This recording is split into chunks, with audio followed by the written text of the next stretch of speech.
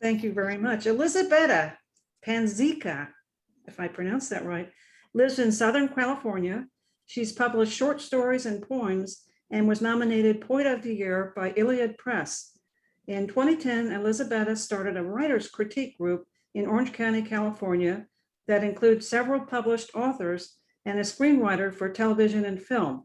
She calls it the Tuesday Night Fugitives and attributes her success to the support of this group. May I present Elisabetta Panzica. Thank you. Molte grazie. And good evening, ladies and gentlemen, esteemed mensons. Today I'm going to talk about Atlantis. I'm also going to add a little bit of Lemuria to the mix, and I will present some facts and some things that are true and things that cannot be proven as well.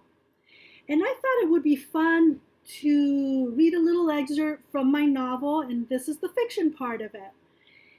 And I'm adding Lemuria because no one can talk about Atlantis, I believe, without mentioning Lemuria. The two go hand in hand. Although they are as different as night and day, and even were enemies, believed to be enemies during parts of their history, Lemuria is said to have existed thousands of years before Atlantis and is widely known as the cradle of mankind. Lemuria is believed to have been in the Pacific Ocean, Atlantis in the Atlantic, of course, its namesake. So I will present both fact and fiction. First, I will present an excerpt of my novel, Final Days, and I'm just going to read from the last 4 pages of this. And this is the fictional portion. The Atlantean Empire was released on June 19th last year, 2020, and is available on Amazon and is also for sale at Sleepless in Laguna bookstore, which because of COVID may only be online now. So now I will focus on that part that has captured the imagination of authors worldwide. So here goes a little excerpt. I'm going to read about 4.5 pages. And I named some of my characters after some Egyptian queens and people in history. So it starts with Hathor, to give you a little background, and she was, in my story, the Queen of Egypt. So, Hathor, Sahar cried, digging her face into her shoulder. An army of medicine men approached. Sahar could hear their footsteps behind her. She huddled over to the lifeless body, holding it close. 2 men tugged at her shoulders, pulling her upward. Sahar resisted, clinging to Hathor. Don't touch her! Sahar rose, laying a still, warm body down. Don't touch her! Her bottom lip trembled, and she burst into tears. Leave her alone! Please move aside, my queen. A man in blue satin robe restrained her, pulling Sahar's hands back and tying them with rope. I'm sorry. I am the queen. Unhand me. Sahar pushed her hand back against the man's chest, writhing. She was my friend. I loved her. We did too, the man said. You cannot interfere with this process. You are queen of Atlantis, not Egypt. This process is sacred to us, and it was to her. Sahar could tell from his expression that he was just as hurt as she. And she stopped, struggling. She had dropped the manuscript in the scuffle. She looked at the book, flipped open on the ground. Please, please release me. Sahar looked up at her captor. She was an old woman now. Her skin was not wrinkled as the Egyptian skin was at her age, but she was over 100, and in this land, like in her own land, the elderly were regarded with respect. The priest loosened the rope around her wrists, nodding toward the next chamber. Go, he said, gently nudging her back. Hurry. Sahar crouched, gathering the manuscript in her arms and slipping it under her gown. She turned She went to her knees and kissed the queen's head. Goodbye, sweetest friends. The embalmers ignored her. They prayed and went out and about their work as if Sahar wasn't even there. The queen walked away, massaging her wrists where the rope had formed deep indentations. Outside her chamber, Sahar knelt on the floor. The marble felt cold and hard and uncomfortable. It made her knees ache, but she was determined to remain. She gazed at Hathor, watched as the holy men entered the queen's chamber, disrobed her, and bathed her body in natron in a vessel he held. Sahar gagged at the stench. Her internal organs would be taken and preserved in canisters, and in 40 days Hathor's body would be washed again, except it would be done with oil and fragrant spices, preparing it for the final stages of mummification. Sahar could not bear the thought. Not wanting to see more, she walked away, saddened that she could not stop them from taking Hathor's body. Sahar would live the rest of her days in this chamber. She rose in the middle of the night, shaking, drenched in sweat. She had been there 40 days. A quick glance at her friend's mummified remains sent a chill down her spine. The torch burned all night. It was propped on the side of the entrance. She rubbed the back of her shoulder. It ached from sleeping, sitting upright with her back to the wall. She hated the smell of natron, the feel of her chamber, the dampness and gloom, but she loved Egypt. She could feel the pulse of it as she lay on the pyramid's floor. Egypt had become her home. Its people had taken her and her subjects under their wing, and she was grateful. Sahar reached into her robe, pulling out a writing instrument. She held it for a long time, cradling it in her hands as if carrying something precious. In the temple, crates full of them lay in the basement. Nobody knew they existed. Sahar sighed. Someday someone would find them, she mused, wonder what they were for, perhaps even figure it out. Hathor had taken many of them with her when she fled the old world. Hathor? Sahar's voice caught. She reached out in front of her into the darkness as if to grasp a pair of hands. The idea her friend was dead had not sunk in, even after 40 days. Sahar wrote through the night until her fingers went numb, as though an invisible force drove her hands. Sometimes aware of the words that came, sometimes not. She would be dead before sunrise. Sahar fingered the manuscript as if seeing it for the first time. It was finished. Her part had been added. She began to read. After the fall of Atlantis, our people came upon the land of the river Nile. Our homeland had vanished into the sea, and we became a wandering people without a place to call home. I led them into Egypt, an extension, a colony of Kemet, the true Egypt, a land existing before the fall. Egypt's people were our allies. We maintained steady contact with them for centuries. Egypt became the most popular destination for Atlantean refugees. With the fall of our mighty kingdom, I felt a terrible void nothing could fill. My brothers and sisters in Egypt knew this, and they embraced me. For centuries before the actual cataclysm, those with vision erected great cities beneath the earth's surface, both underwater and beneath the earth itself, in an effort to save as many lives as possible. Mystics directed the construction of subterranean tunnels dug day after day by hundreds of citizens and leaders alike. An intricate maze was created, leading to an underground civilization called Telos. Overseen by my brother Adama, huge quantities of supplies were gathered and stored, food cultivated beneath the surface for centuries. Some built great ships as people prepared for the end. We gathered and stored foods and cultivated foods.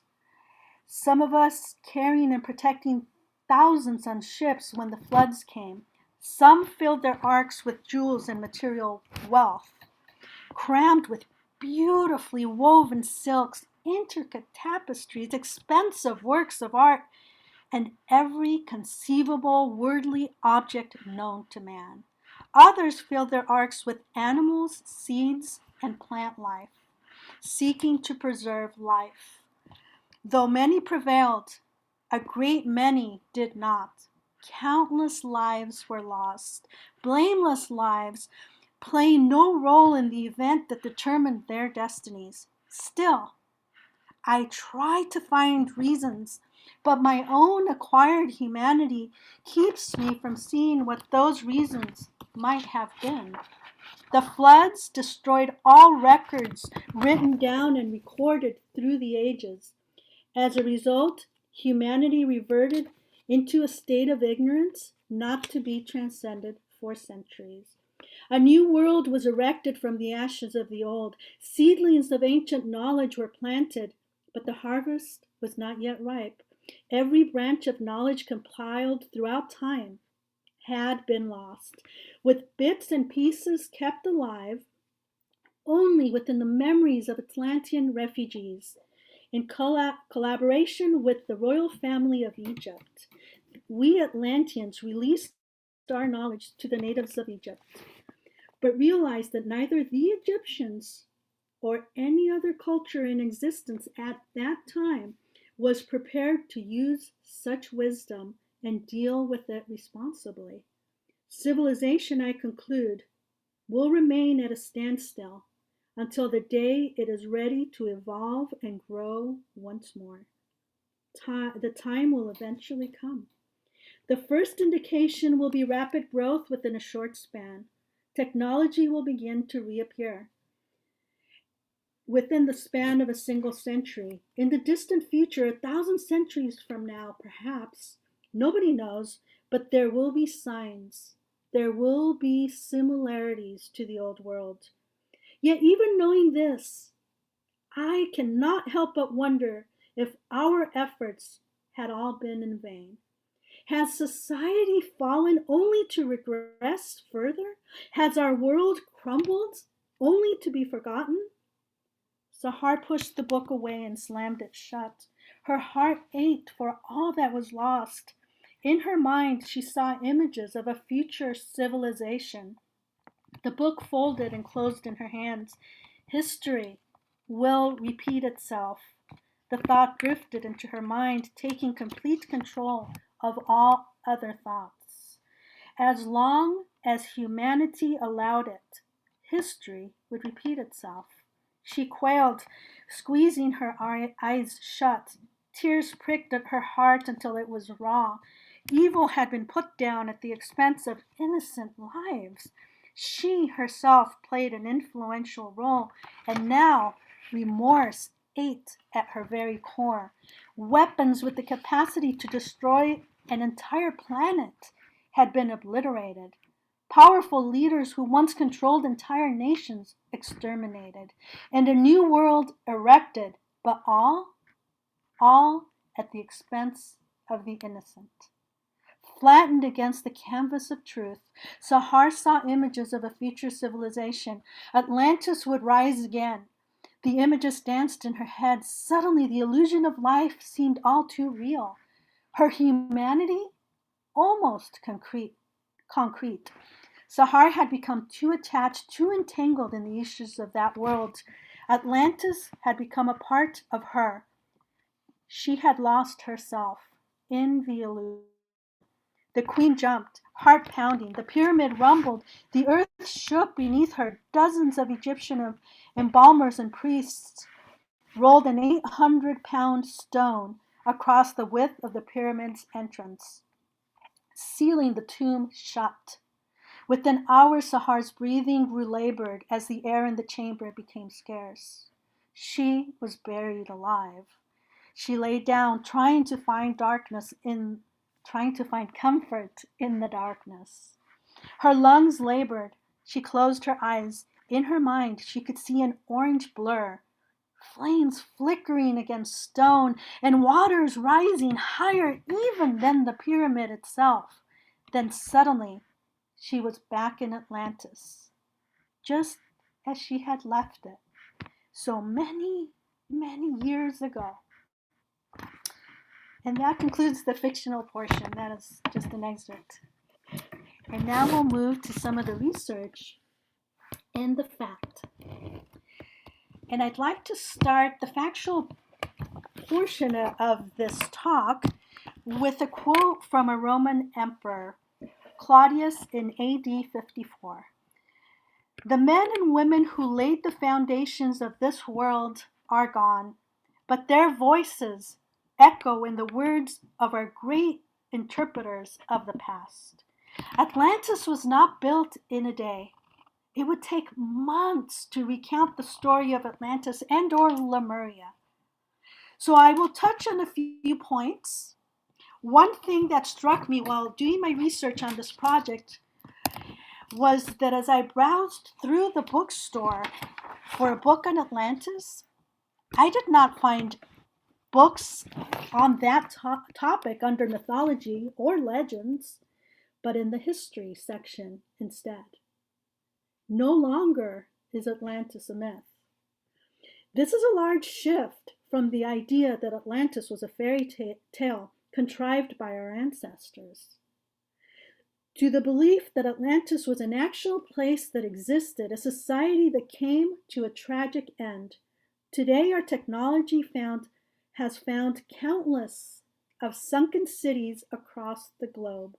It is no longer a thing of fantasy, but archaeological discovery.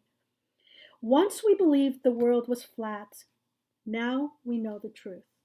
Once we believed Atlantis was myth, now we know that it was not. Over 200 sunken cities have been discovered under the sea by archaeologists in the Mediterranean, most of them associated with Atlantis.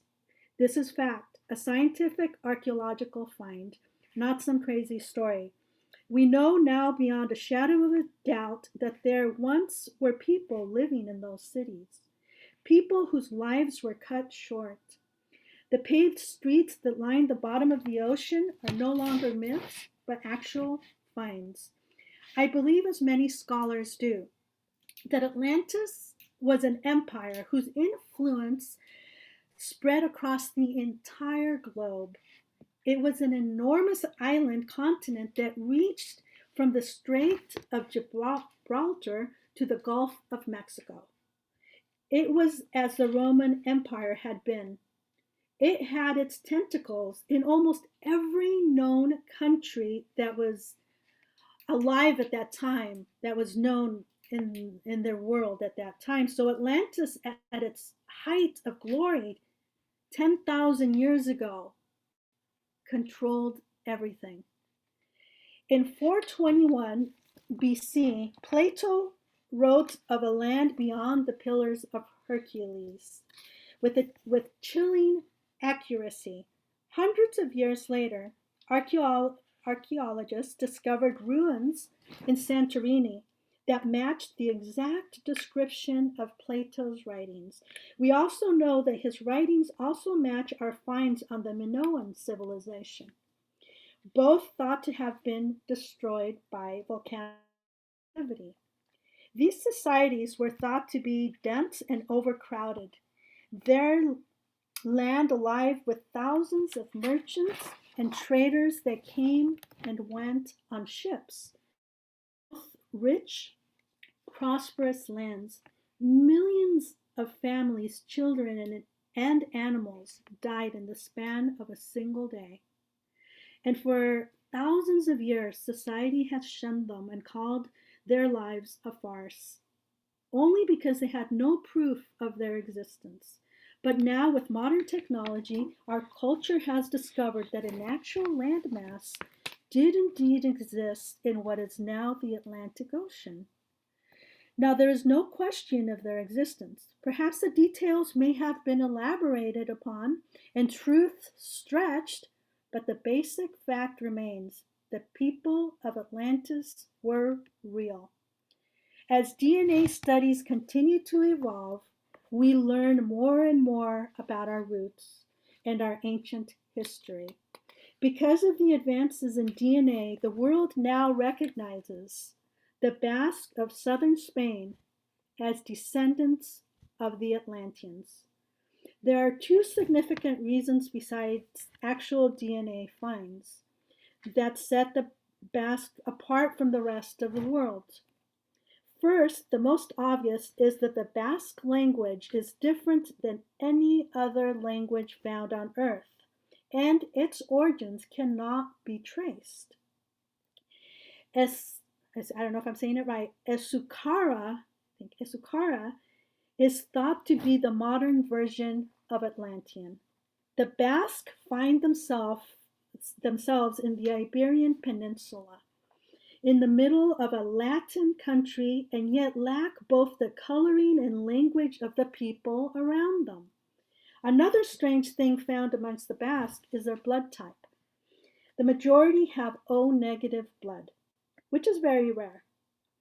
It is the only part of the world where this rare blood type abounds. Spaniards are predominantly A positive and AB positive. Also, the cultural belief systems and religious beliefs of the Basque the religious beliefs that the Basques possess are very unlike the Spaniards and unlike any other culture on Earth. Could the Atlanteans have migrated, survived the horrible demise of their country? It is believed that before the deluge, there was a great exodus. Shirley Andrews, in her book Lemuria and Atlantis, studies the past to survive the future. She tells us that Atlanteans tried various adjacent lands, including the region of the Pyrenees. Evidence has also been found, she explains, that Atlanteans migrated to Egypt, which is what I did in my novel. I put the characters in Egypt, Greece, Spain, and to the Americas, North, Central, and South America. Regardless of where they fled to, Atlantean refugees brought with them the awareness of their ancestors. But the world was not ready to embrace their knowledge and their understanding.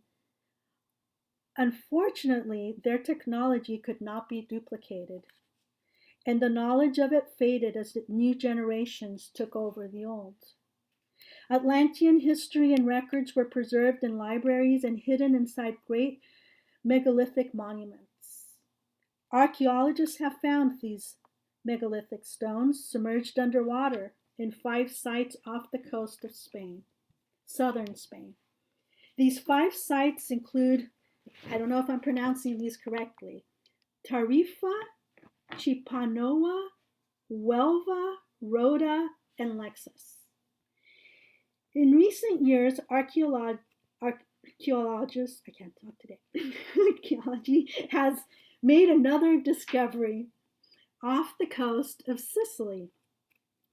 They found a sunken ship carrying orichalcum, a metal that does not exist in the modern world, an advanced alloy that in modern times is too difficult to create. It was described in the works of Plato and has been found to be a mixture of copper and zinc. It has a reddish tone to it. And according to Plato, it was used to cover many Atlantean temples and believed to have spiritual properties. 39 ingots were found in a sunken ship. In 1949, Geological Society of America dredged out a ton of similar sea biscuits from the ocean floor, south of the Azores in the shape of plates, one with a depression in the center approximately 6 inches in diameter and 1.5 inches thick. Their surface is relatively smooth except the rough depression in the center. Tests determined that the sea biscuits are about 12,000 years old, and they are man-made from limestone, which formed above the surface. Ancient texts across the globe from the Far East to Central America all describe a land of considerable size that was once above the surface in the Pacific Ocean called Lemuria, and another land called Atlantis in the Atlantic Ocean. Lemuria may have originated from the word lemurs, a Latin word Romans used to describe the spirit of the dead ancestors who walked by night. Today, the ancient sunken country in the Pacific Ocean is a place with two names. Lemuria and Mu are used interchangeably. According to researchers, it extended southeast from Hawaii to the eastern islands, with its center somewhat south of the equator. Narrow channels of ocean divided the land into three sections. The western section of the large island gradually sank. The ocean waters threatened their homes and temples. People moved to higher, safer grounds, to Sumatra, Java, Borneo, New Guinea, and Australia. Archaeologists Stacy Judd reports that the natives of the Easter Island believe that they are living on the peak of a holy mountain of Mu. They believe that Easter Island was formed from three extinct volcanoes, and only a portion of their motherland was not covered by the sea. Here's another tidbit of interesting research I came across while preparing for this talk. I learned that the skeletons of men found there were 9 feet tall, buried in the Pacific Islands, and similar ones have been unearthed in California and Arizona and on the banks of the Mississippi in 1885. While quarrying rock for a dam 2 feet below the level of the river, workers found petrified remains of gigantic human skeletons, 10 feet 9.5 inches long. It was in a grave that had been dug out of solid granite. These skeletons are believed to be the remains of Atlantean refugees who settled in the Americas. I also found accounts detailing ancient underground dwellings, tunnels, according to archaeological data that prevail worldwide. It is theorized that hundreds of thousands of years ago, people chose to live under the surface. According to this theory, they acquired the ability to easily build large living spaces and tunnels, connecting them in a huge network of caverns. Yucatan in Central America is one example of the extensive underground living spaces people enlarged and occupied for hundreds of years until volcanic action and earthquakes subsided. Time and time again, we find the imprint of ancient civilization, evidence that they not only existed but survived, used their intellect to overcome adversity. These individuals became our ancestors, intermixed with different races across the world, eventually losing their racial uniqueness. Their blood of origin absorbed into the gene pool. In 1921, geologist William Niven uncovered a stone tablet in Mexico, excavating at the depth of 12 feet, about 5 miles northeast of Mexico City. These tablets were carved from a volcanic rock, all of them with peculiar pictographs outlined in red. In the years that followed, while exploring the nearby vicinity, Niven found more than 2,000 additional strange stones. From their height above the debris, he estimated they were 12,000 years old and probably closer to 50,000 years. There is a shared belief amongst geological and archaeological communities that Lemurians traveled into Mount Shasta, which rises 14,162 feet in Northern California. Here they used sound and vibrations to expand an already existing cavern, and they built the underground city of Telos. Lemurians are still thought to live deep inside Mount Shasta. Some Atlantean refugees are also believed to have made their way to the underground city before the flood. Life always finds a way to continue, always succeeds. Survivors spread across the entire globe, adapting to their new ways of life, leaving behind their own splendid technology and unparalleled beauty in order to save themselves and to save their families. Author Shirley Andrews writes that in 350 BC, Greek scholar Plato wrote a detailed description of a country on a fertile land called Atlantis. Plato's Atlantis was an extensive island that before it sank in 10,000 BC was in the Atlantic Ocean. He placed it in front of the Pillars of Hercules. Hercules was an emperor of the African Tuaregs. I'm not sure if I'm pronouncing that correctly either. Tuaregs, who controlled shipping through the narrow passageway. 3 times Plato asserts that this Atlantean information is true. He carefully outlines his sources, and researchers who checked on them confirming that his authorities lived when Plato said they did. The subject of Atlantis fascinated Plato, and to learn more, it is said that he consulted with students of Pythagoras from 582 to 500 BC, and others who were acquainted with the ancient mythological, historical, and geological lore. Proclus, AD 410 to 485 AD, reports that before Plato wrote about Atlantis, he made a trip to Egypt to confirm his data. He talked to priests Caius, Heliopolis, and Sehinnetus. For his Atlantean account, Plato also had access to ancient records, such as the remarkable Library of Alexandria. It was said that this magnificent library included information about cultures and religions from all over the world.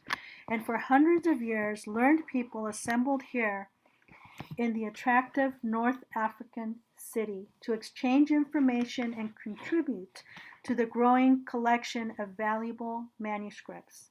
Eventually, almost 1,000,000 scrolls and books from all parts of the Western world were available to scholars who traveled to Alexandria.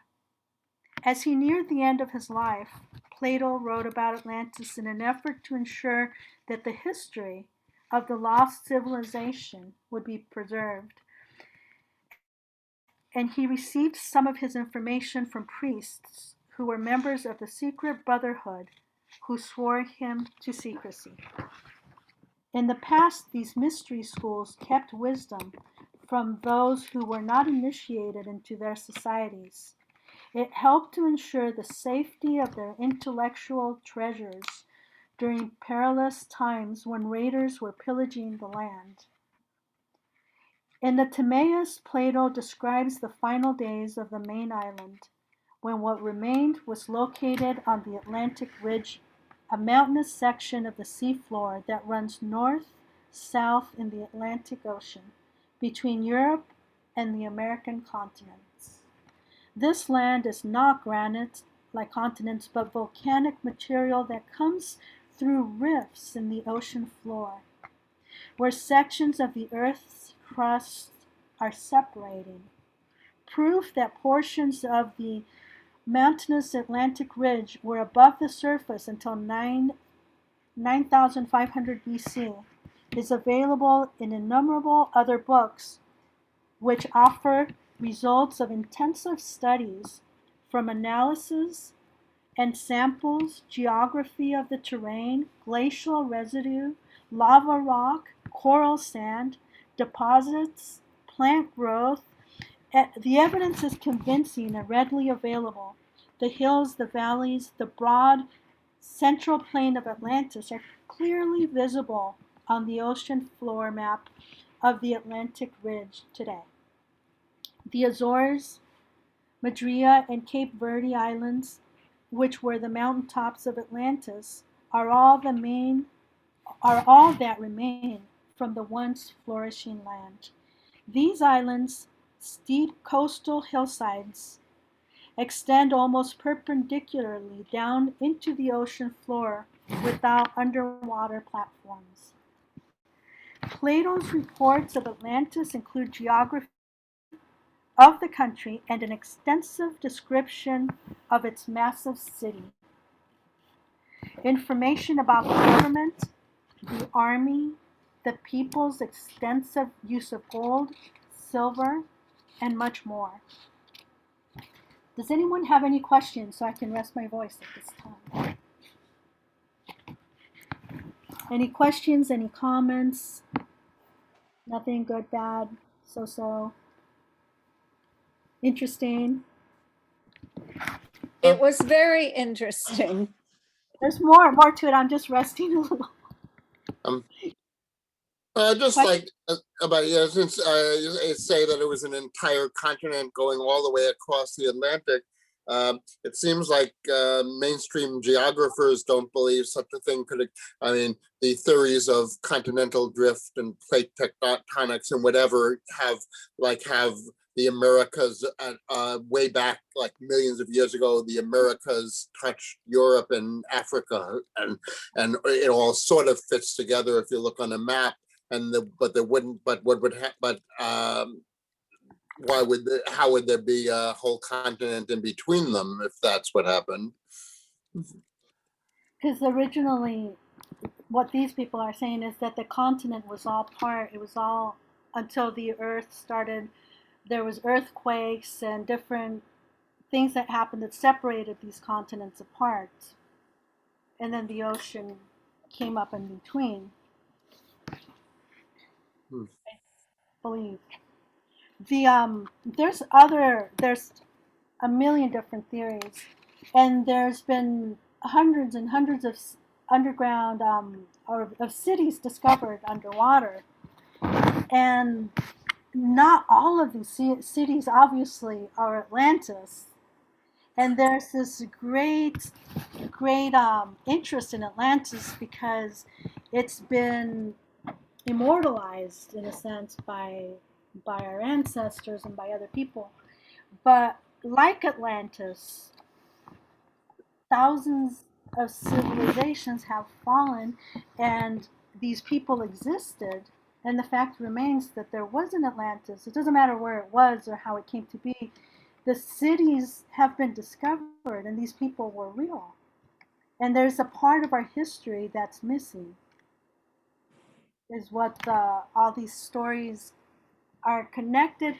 Not only in every culture, in every religion speaks of a flood, and every culture speaks of these people that came from these islands, but these people that came also from other cities, not necessarily Atlantis, but they were from Lemuria. They were from all the multitude of cities, and none of them, Atlantis is given some notice, but none of them are ever acknowledged that they were part of our history, that these people were our ancestors, that we are here because of their struggle to survive, and how these refugees scattered across the globe and gave birth to a new civilization when theirs fell behind. And they lost the technology, all their technology. Like if I were to be a survivor, if America or United States were to fall today, and me and Cindy and Alice were survivors, let's say, and I have no idea how to build an airplane or how it's run, this technology is going to be lost forever. But I went on airplanes, I traveled by planes, and I know they were real, and I could tell my children And then after a while, this technology would be lost. There would be no little clues. After thousands and thousands and thousands of years, doesn't mean that we didn't exist, that we didn't survive, and that this technology wasn't real, that the United States didn't exist. We existed. It was just lost. Is what a lot of these accounts and research is trying to put out there. But where does Plato claim to get his knowledge of Atlantis from? The Egyptian priests, he traveled to Egypt and he went to Alexandria and he read all the accounts of Atlantis in Alexandria when it still existed, when they didn't, the books weren't burned and all those documents were still available to people. That's where he claims. Yeah. But yeah, he got it from the Egyptian priests. Atlantis may not have been a separate continent, but it could have been an island or part of the existing continent. Atlantis could have been like Rome. It didn't necessarily have to be this big, humongous continent. It ruled the world because of its influence out there. Like Rome conquered the known world at that time. But Rome is like a tiny little city in Italy in a tiny little boot. It's not a humongous thing, but Rome controlled the entire world at that time. And that's what a lot of people believe was with Atlantis, that it was probably exactly where Plato had placed it, off of southern Spain, off of the Pillars of Hercules, in that part of the world, but it controlled everything else. And so other cities that were under their dictatorship or control were built in that way. And so people finding a city here, let's say underneath Florida, and it's built like 5 concentric circles like the Atlantean cities were built, believe, okay, we found Atlantis. But that is just the influence of this culture that became so powerful, that was able to control the entire planet and destroyed Lemuria, by the way. They were always at war with Lemurians. The Atlanteans, it was not this utopia. Atlanteans, throughout time, they were good at the beginning, yes, but throughout time, with greed and evolution, and they became a warring country, and they destroyed many, many other civilizations at that time. And the Lemurians are more thought to have been a peaceful people. They didn't fight back. They were a lot like the Native Americans. They were close to the earth, and they cherished the animals and the plants, and they were very docile. And the Atlanteans put them all down. So all of that history is lost. Of course, there were good Atlanteans, like in the world, there's good people and there's bad people. But sometimes the people that came into power at certain times in the Atlantean history made a difference that created their fall and the fall of several civilizations at that time. Elisabetta, what was the metal that you said was found, but nobody in today's age could recreate it? Orchichalcum. That fascinates me, that that is the case. I mean, that we can't decipher exactly what it is and recreate it. That's amazing. They found some off the coast of Sicily in sunken ships, and they found in other parts of the Atlantic Ocean in sunken ships. They found so many. There's so many hundreds and hundreds of findings, which they had mines, and they mined, and they did a lot of things that were right, and they did things that were wrong. My voice, I'm sorry. It makes a lot of sense to me that the Atlanteans could have also been an alien society that came here from another world and established their base here And when they went to Egypt, they could have had that technology of levitation, build the pyramids and all these things also. It makes a lot of sense because I'm very much into the ancient alien theory. That is a perfectly good belief because we believe that as well, that the original Atlanteans originated from the stars. Yeah. And Atlantis was a colony based here on Earth. From a lot of them came from the Pleiades, and originally the Yeah. Lyrians um, had lost their world and moved on to some planets in the Pleiades. And the Pleiadians um, came to Earth and they started this colony here on Earth and they enslaved. It was just bad. It's bad. They did enslave some people for mining purposes and they played because their technology was so advanced.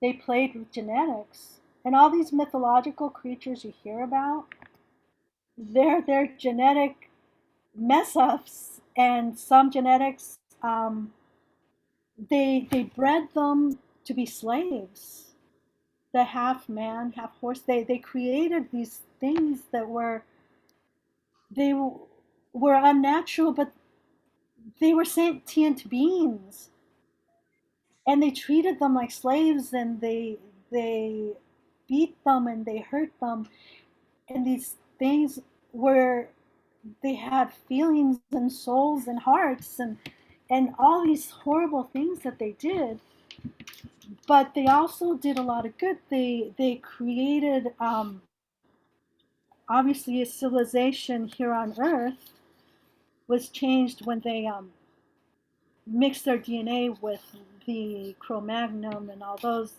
and now the human that is here today has evolved. They they did good and they did bad, but when they started messing, even today, now we've come to the we're able to what's the word when you duplicate another person? Clone. Yeah, we can clone things. We can clone sheep. We can clone. They were far more advanced than that, but we're just at the brink. We're just starting with that. But they took this on, and one of the messages I think from all of us that believe that we were there is history will repeat itself if you don't stop. Well, in the next few weeks, I know that the government's going to be releasing a lot of documents and disclosure of unexplained UFO phenomena and so on, and maybe there'll be something in there involving this. It should be coming out very soon. Good. Whatever's not redacted, anyhow. That's good. Thank you, Stanley. I'll be looking forward to it. Let me see where I left off here. Let's see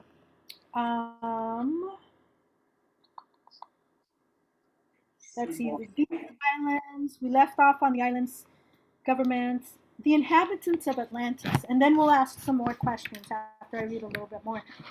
The inhabitants of Atlantis had a major geographical problem. This is where we get into the Atlantic Ridge, if this is where it was, but not everybody agrees that this is where it was. But there was a place there, whether it was Atlantis or not, there was a place there, is what they're saying. The Atlantic Ridge lies at the intersection of two sections of plates of the Earth's crust, and three sections intersect in the region of the Azores Plateau. Although it is below the surface, it is one of the most active volcanic areas in the world. For these sections of the Earth's surface frequently change positions. The movement is very slow, but when it happens, it stimulates damage in earthquakes and volcanoes. Jacques Cousteau offers some interesting proof that Atlantis was above the surface long ago. While his submarine explored around Andros, the largest island in the Bahamas, at the depth of 165 feet, he found a huge grotto or cave with large stealth sites. Tests of sediments on the wall of the cave confirmed that it was above water in or before 10,000 BC. Andros Island, in the center of the Bahama Bank, has many caves with writing on the walls that is similar to ancient written symbols in the Canary Islands. No one has successfully deciphered these far-flung hieroglyphs. The Lucayan caverns near the Grand Bahama Island are also now submerged, but they were once above the surface. Their winding passages extend underwater for 8 miles and include a huge hall and rooms with skylights. Human bones in a group of caverns on the Grand Bahama Island, which can only be accessed by diving through a lake, provide additional evidence that many thousand years ago, this land was above the surface.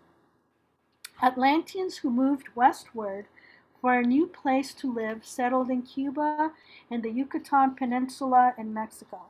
Memories of people of Mu, with whom the Atlanteans met and intermarried in Central America, are still evident.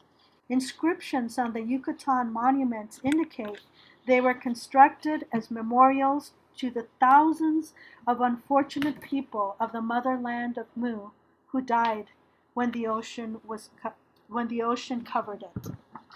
Scientists had several theories as to what was responsible for the event of 10,000 BC. The most popular is a terrific shock provoked by the planet's axis to shift. This disturbed the stability of the hot, thick liquid that lies beneath its surface. Inevitably, in vulnerable places, and the fragile crust crumbled. German physicist Dr. Otto Muck believes that at a time of the final sinking of Atlantis, an asteroid several miles in diameter plunged into the Atlantic Ocean off of the eastern coast of the United States.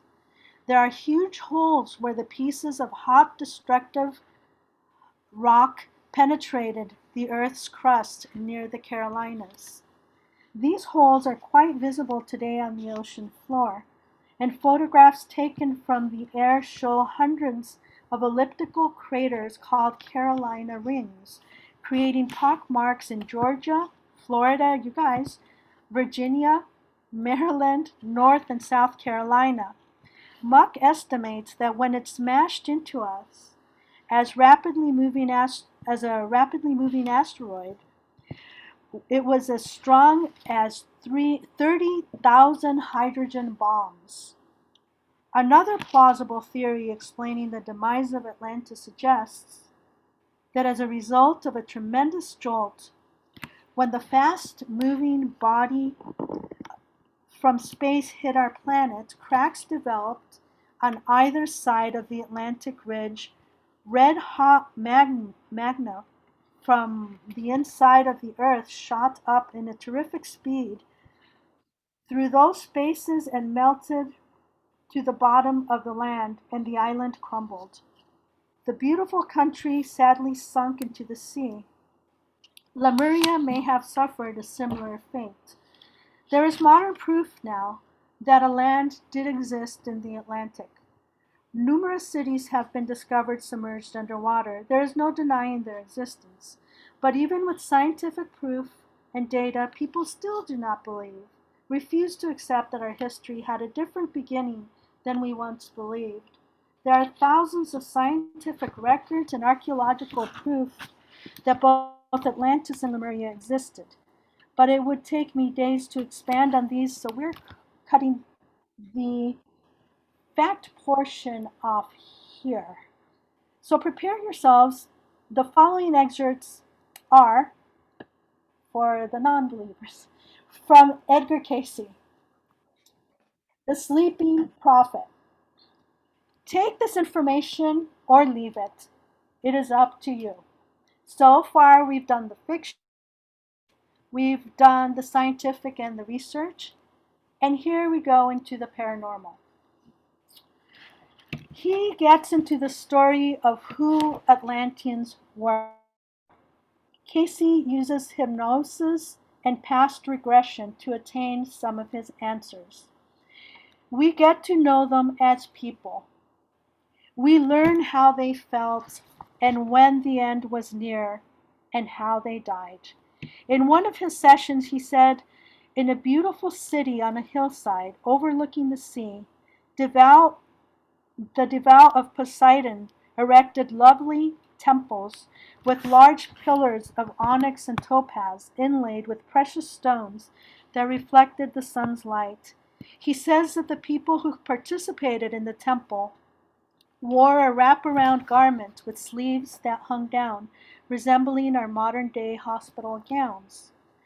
It was tied at the waist with tiny, lightweight metallic bands, unlike any metal we know. He tells us the basic color of their garments and their sash and earrings and pendants and bracelets and headbands indicated whether they were a healer, a student, a teacher, and also showed the level of enlightenment they had attained on their lives on earth.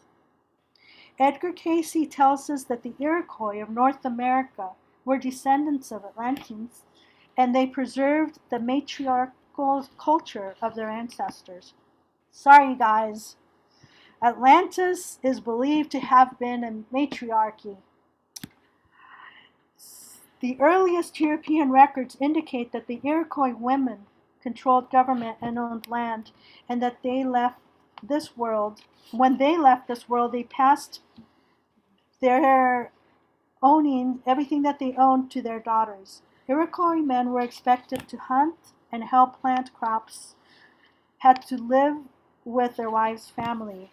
If the husband did not, this is kind of messed up. If the husband did not produce up to his spouse's expectations, he was forced to leave the home and find another place to live. Sorry. Music was also important to the Atlantean temples. Priestesses used it extensively in their healing practices. It was especially helpful with periods of depression and other mental disorders, and now they're discovering the same thing in modern medicine. The Atlanteans realized that every person has a certain vibration and that disease results from conflicting or discordant vibrant vibrations.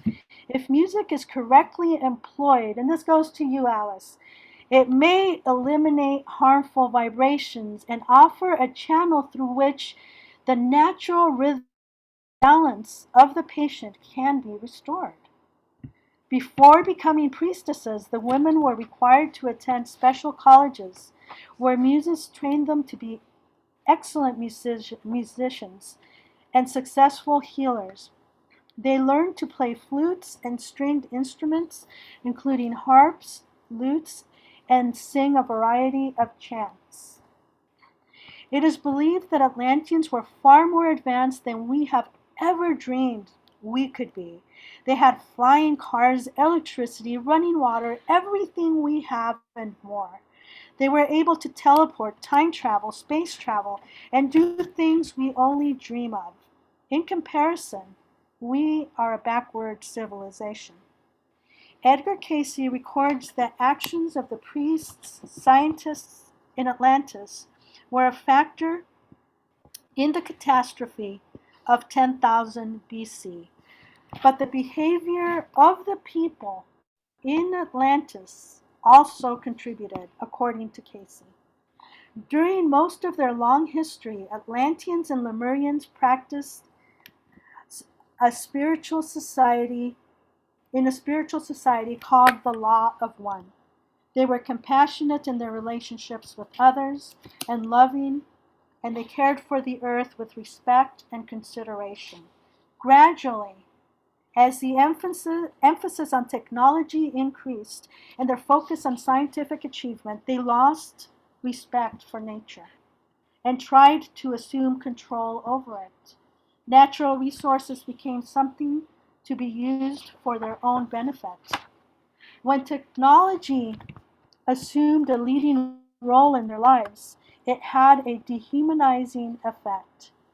People became obsessed with acquiring additional things and moved to the cities where tangible objects were more readily available.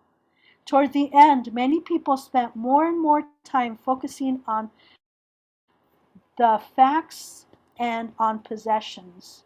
They substituted machinery for metal tools in a manner similar to our dependence on calculators to computers. They further fragmented their awareness into the physical. They lost respect for what they could not perceive with their five senses and all that lies beyond the third dimensional realm. The spiritual quality of life became unimportant to them as they separated from their Creator and searched elsewhere for love. Moral standards declined. Anger, greed, hate, and envy increased, and crime was prevalent. Sound familiar? Today, more than any time in the history of our world, and in the story of Atlantis has gained in popularity. And even though science has proven its existence, people still question it. I believe that there is a deeper message here. And it's not that I'm right and you're wrong, or vice versa. The reason I believe so many accounts about Atlantis keep cropping up is because we in the United States of America have similar habits to those described in the many accounts depicting Atlanteans. And we, like them, are reacting the same way. We are repeating history, living a life parallel to Atlantis. There is a hidden message here. For people to wake up and not repeat the past, not allow their beloved America to fall the same way Atlantis did. Both were the greatest countries on earth. Their influence spread worldwide. Both believed that acquiring more would bring them happiness. Both became greedy and both somewhat of a me generation. So before history repeats itself, change, give back, be compassionate, understanding, become the change you want to see. Do not let the fate of Atlantis become our own. Perhaps our ancestors, buried under colossals of water, are screaming out from the ocean depths, warning us, watching over us, hoping, praying that our generation takes the initiative to plant the seeds for a better tomorrow. That's it. Thank you. Questions?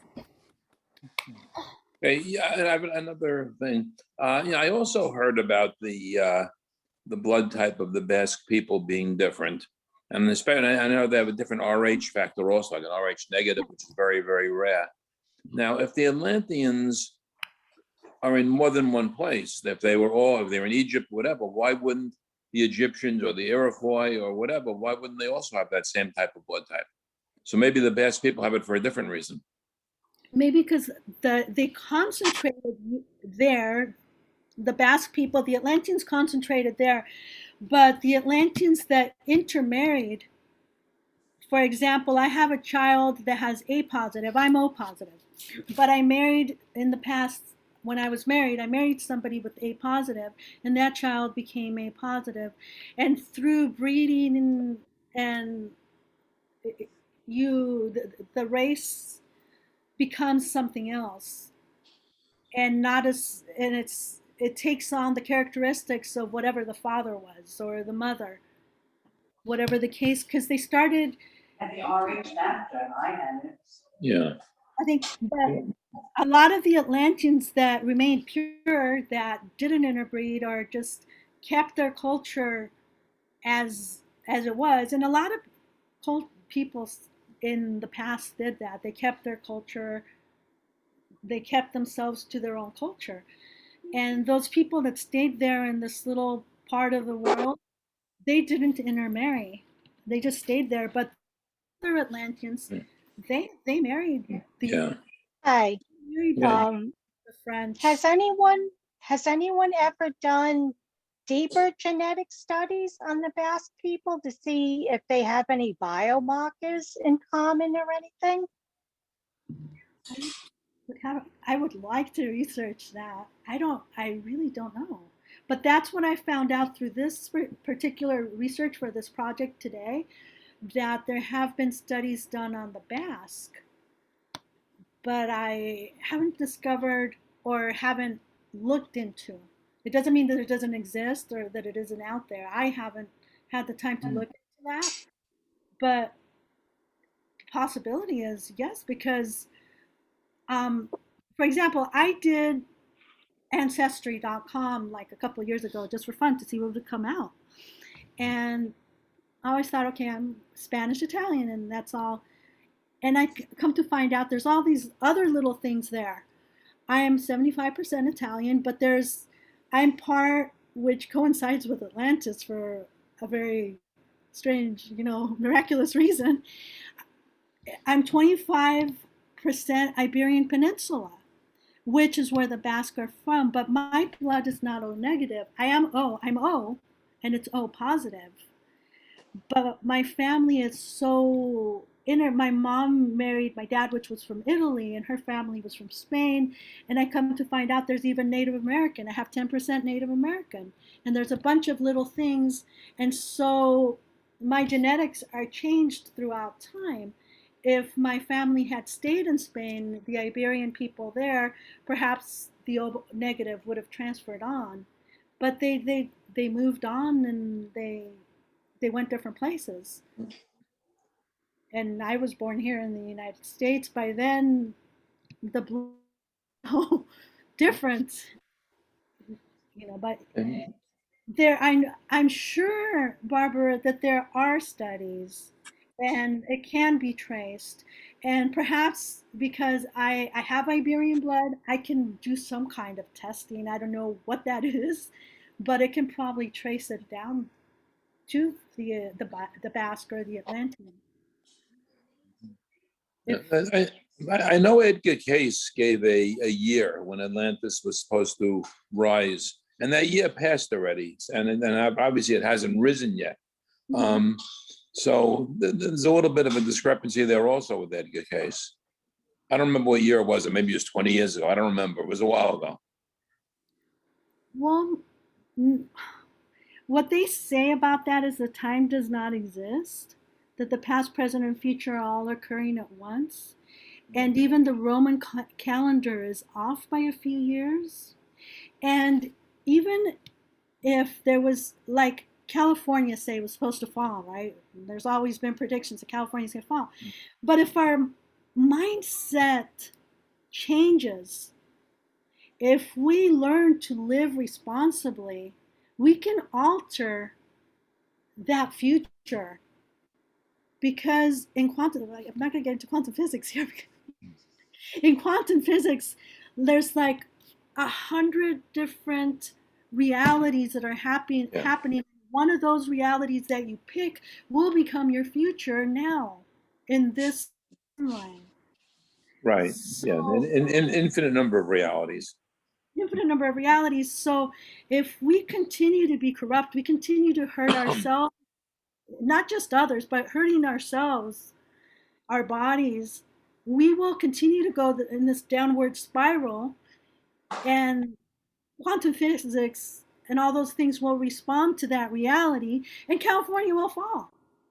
But if we go in an upward motion and we change our habits and we become compassionate and we love one another, that will create a whole different reality, and California will be here forever. Or both things could happen in different realities. Different realities, yeah. But that's a whole other conversation. Yeah. Go on for, but yeah, that was my. I'm not hearing as much focus on the leadership component of the United States world as I am of the natural evolution. I think the leadership influence has a lot to do with the direction. It really does. Everything takes too. Because society follows whatever the rulership is at that time. And like in Atlantis, the leaders led them to destruction. And because of the higher ups in Atlantis it ended up falling and that whole culture destroyed. But it was because of a handful of leaders. Yes, you're correct. but not to get into politics here. I don't want to get into politics, but the component of leadership is it's so immense. Yes, it is a very, very powerful part Yes. of where our society is going to go and what is going to happen. And for those that believe, it is said that most of the souls born into the United States of America are the reincarnation of the Atlanteans at that time, both good and bad. And we are here again to overcome this. And if we don't, because good and bad are here together, and we're reliving this same thing that happened in Atlantis in order to rise above that and to erase a lot of that karma. But there are some of us that are still stuck in that third dimensional stuff. This is getting up to the higher quantum. Well, like you said, in the quantum world, anything that can happen does happen. So everything's going to happen in a different pathway somewhere. Right. True. I can point out there was an episode of Phineas and Ferb where Atlantis actually did rise, but then it fell again before Candace could get their mother to look at it. Terry, I like you. When I do something with Terry, we always use this because he always tells a joke.